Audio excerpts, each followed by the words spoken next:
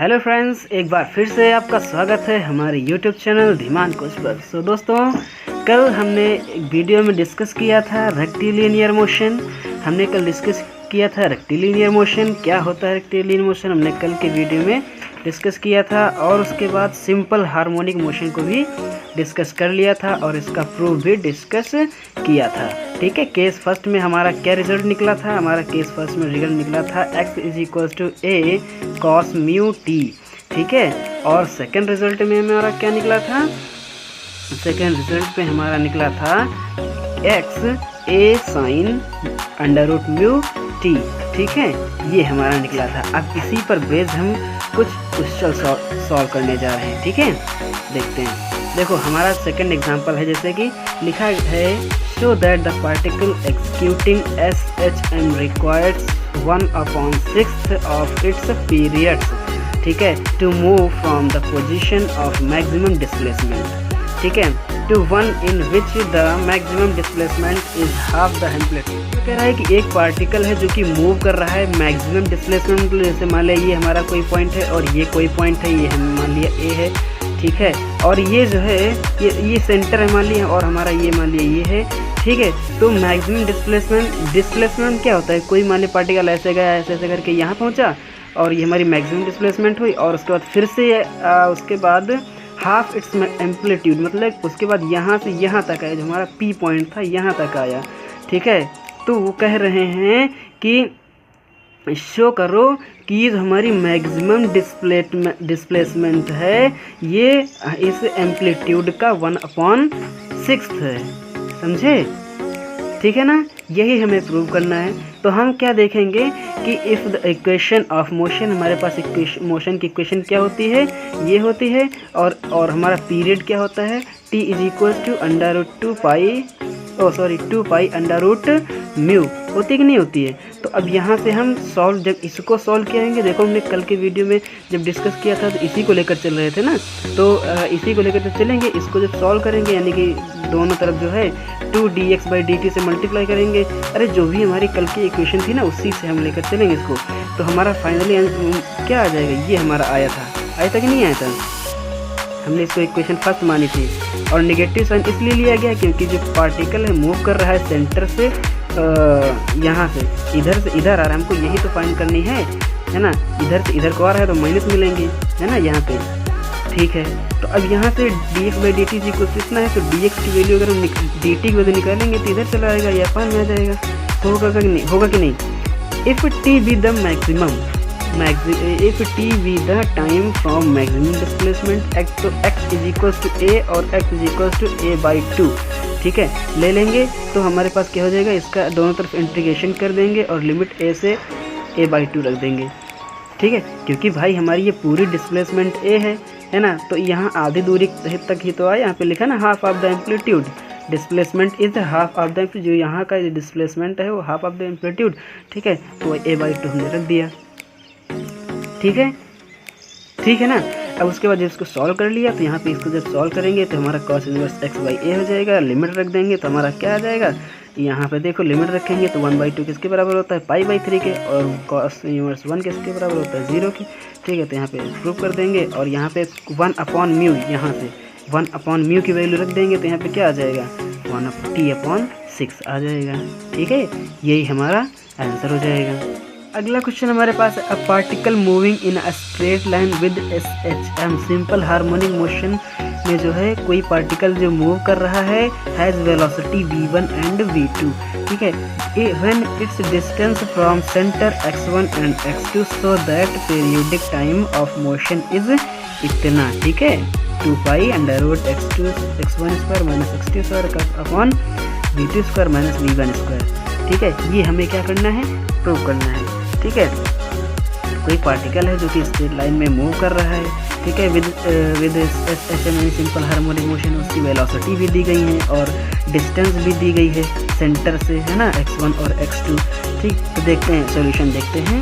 For simple harmonic motion of amplitude हमने a मान लिया, इंटेंसिटी हमने म्यू मान ली, है ना। तो यहाँ पे वही वाला फॉर्मूला लगा देंगे जो वहाँ पे आया था उस पहले वाले एग्जांपल में, v² = μa² - x²। Periodic time भी वही हमने ले लिया।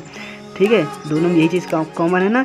तो भाई ये दो उसमें मूव कर रहा है, दो वेलोसिटीज़ में, इसीलिए फॉर वेलोसिटीज़ v1, तो v1 के लिए हम क्या लेंगे, v1 square is equal to mu a square minus x1 square, और फॉर वेलोसिटी v2, ठीक है, तो v2 square minus mu is equal to mu a square minus x square, ठीक है। तो हम v2 माइनस v1 कर देंगे, v2 square minus v1 square is equal to, यहाँ से ये कॉमन हो जाएगा x, इसको सॉल्व करने, जब इन दोनों को सॉल्व करेंगे इसको तो यहाँ हमारे पास कुछ इस तरह से आ जाएगा। तो म्यू इज इक्वल टू क्या हो जाएगा, v2 square minus v1 square upon x1 square minus x2 square हो जाएगा ना, क्योंकि हम जानते हैं कि t is equal to under 2 pi under root mu है, ठीक है। तो म्यू इज इक्वल टू क्या हो जाएगा, म्यू इज इक्वल टू हो जाएगा म्यू इज इक्वल टू हो जाएगा 2 pi under root T, under root mu is equal to हो जाएगा 2 पाई अपॉन टी, ठीक है। तो यहीं पर उसकी वैल्यू पुट कर देंगे, जब 1 अपॉन टी है, ठीक है। तो यहाँ पे देखो म्यू की वैल्यू इतनी है कि नहीं, तो यहाँ पे इस फॉर्मूले में हम रख देंगे 1 अपॉन म्यू की वैल्यू, यहाँ पे म्यू की वैल्यू इतनी है, तो 1 अपॉन म्यू की वैल्यू कितनी हो जाएगी, 1 अपॉन अंडर रूट म्यू, यानी कि ये हो जाएगी x1 square minus x2 square, है ना, upon v2 square minus v1 square, है ना, का अंडर रूट हो जाएगा नहीं हो जाएगा। तो वही चीज़ हमने पुट कर दी, हमारा आंसर आ गया, है कि नहीं। देखो एग्जांपल नंबर 10 देखो, काफ़ी ज़्यादा इंपॉर्टेंट है। If in HM v, u, w with the velocity, इसकी 3 वेलोसिटी है v u v w, है ना।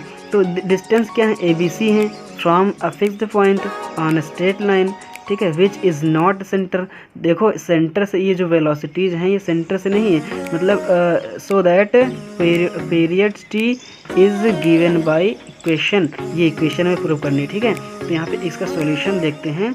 यहाँ पे देखो जो पार्टिकल है वो मूव कर रहा है फिक्स्ड पॉइंट से, ना कि सेंटर से। सेंटर हमारा ये है O है, ठीक है, और हमारा फिक्स्ड पॉइंट D से जो है पार्टिकल हमारा मूव कर रहा है, ठीक है। तो एक पहली बार जब पहली वेलोसिटी में जब मूव किया D से A तक गया तो उसकी डिस्टेंस कितनी मान A हो गई, ठीक है। फिर D से B तक गया तो उसकी डिस्टेंस स्मॉल b हो गई, फिर D से C तक गया तो उसकी डिस्टेंस C हो गई, ठीक है। तो हम भाई कोई भी चीज़ लेते हैं सेंटर से ही लेते हैं, है ना, फिर डिस्टेंस भी लेंगे सेंटर से भी लेंगे। तो इसको हमने क्या मान लिया, इसको मान लिया D मान लिया, चलो इसको D मान लेते हैं इतनी को, ठीक है। Let OD D, then distance ABC AD हो जाए, AD फिर BD फिर CD, यानी कि O से D की डिस्टेंस कितनी है D, तो O से A की डिस्टेंस कितनी हो जाएगी A प्लस D, O से B की डिस्टेंस कितनी हो जाएगी B प्लस D, O से C की डिस्टेंस कितनी हो जाएगी C प्लस D, वही तो होगी, है ना। तो फिर से वही वाला फॉर्मूला लगा देंगे, v square is equal to mu. अब यहाँ पे कैपिटल V इसलिए मान लिया क्योंकि यहाँ पे वेलोसिटीज जो हैं तो ABC में देंगे, इसलिए हम कैपिटल V कोई मान सकते हो, कोई दिक्कत नहीं है। v square is equal to हो जाएगा mu L square minus x square for given a condition. यहाँ से v स्क्वायर तो गिवन कंडीशन के हिसाब से हम वेलोसिटी u को लेकर चलेंगे, ठीक है, वेलोसिटी u को लेकर चलेंगे। तो u square is equal to mu L। अब यहाँ पे L क्यों लिया गया, क्योंकि हमारी ये जो वेलोसिटी है ये इसकी डिस्टेंस a मान ली है, तो a 2 बार हो जाएगा, इसलिए हमने यहाँ पे जो कांस्टेंट टर्म था a, ठीक है, उसको हमने क्या मान लिया, L मान लिया, ठीक है। L स्क्वायर यहाँ से हो जाएगा माइनस a प्लस डी का होल स्क्वायर। जब इसको सॉल्व करेंगे यहाँ पे ये जो म्यू है ये इधर चला जाएगा, u स्क्वायर अपॉन म्यू।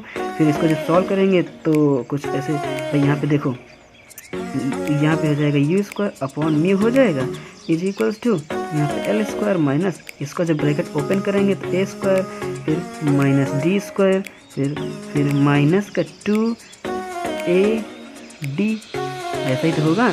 तो अब जब इसको इधर लाएंगे तो ये a प्लस में हो जाएगा, है ना, सारे सब कुछ प्लस में ही हो जाएगा इसमें, तो इधर चला जाएगा इज इक्वल टू 0 हो जाएगा। इसको हमने इक्वेशन फर्स्ट मान लिया। Similarly v square upon u plus d square यानी कि 2BD plus d square minus L square is equal to 0। इसी तरह से दोनों v स्क्वायर के लिए भी वेलोसिटी v के लिए भी वेलोसिटी w के लिए भी हमने मान लिया, ठीक है। Now eliminating d and d square minus L square, यहाँ से इसको हमने एलिमिनेट कर लिया, ठीक है। इसमें से इसको d और d square minus L square को एलिमिनेट कर लेंगे, तो यहाँ पे इसका डिटर्मिनेंट बनाएंगे। तो v square upon mu plus a square, v square upon mu plus a square. तो यहाँ से 2d को एलिमिनेट किया, तो यहाँ पे d को एलिमिनेट किया 2a इसमें फिर इसमें 2b, फिर इसमें 2c, दो सब में 2 2 है तो उसको कॉमन कर ले, तो कॉमन करने के बाद इधर भी 0 हो गया, है ना। और यहाँ पे D square minus L square का कोफिशिएंट कितना है, 1 है, तो 1 1 हमने यहाँ पे लिख दिया, कोई दिक्कत। अब इसको देखो हमने प्रॉपर्टीज़ लगा के ब्रेक कर दिया। यहाँ पे क्या किया, we you square mu A 1, है ना, और वी स्क्वायर म्यू फिर बी प्लस 1, यहाँ से डब्ल्यू स्क्वायर म्यू सी 1, इतना हो गया। और फिर प्लस में अब इसको ले लेंगे ये वाले को, है ना, यहाँ से, तो यहाँ पे जाएगा A square B square C square A B C, है ना, 1 1 1, इस तरह कोई दिक्कत तो नहीं ना। अब यहाँ से म्यू 1/म्यू को कॉमन ले लिया, यहाँ पे देखो 1/म्यू को हमने कॉमन ले लिया, ठीक है। उसके बाद हमने इसको देखो रो को कॉलम में, कॉलम को रो में चेंज कर दिया। क्यों चेंज किया, क्योंकि हमें यहाँ पे देखो प्रूफ क्या करना था, ये देखो हमें ये प्रूफ करना था, देखो U square V square W square, है ना, तो इसे हमने रो में चेंज कर लिया। तो इधर वाला तो हमारा ठीक हो गया, लेकिन इधर इसको जब सॉल्व करेंगे, इसको एक्सपेंड कर देंगे हम, एक्सपेंड करने के बाद हमारा कुछ इस तरह से आंसर आ जाएगा, ठीक है। और म्यू की वैल्यू हम यहाँ पे पुट कर देंगे। हमारा म्यू क्या होता है, टी इज इक्वल टू क्या होता है, 2π/√μ होता है, ठीक है। तो म्यू इज इक्वल टू कितना हो जाएगा, यहाँ पे कितना हो जाएगा, 2π/t√μ, तो म्यू इज इक्वल टू कितना हो जाएगा, 4π²/t², वही मैं यहाँ पे पुट कर दिया, हमारा ये आंसर आ गया। यही तो प्रूफ करना था, इधर देखो, ये देखो यहाँ पे, यही तो प्रूफ करना था, हमारा ये प्रूफ हो गया, है ना। आज के लिए बस इतना ही, मिलते हैं नेक्स्ट वीडियो में, तब तक के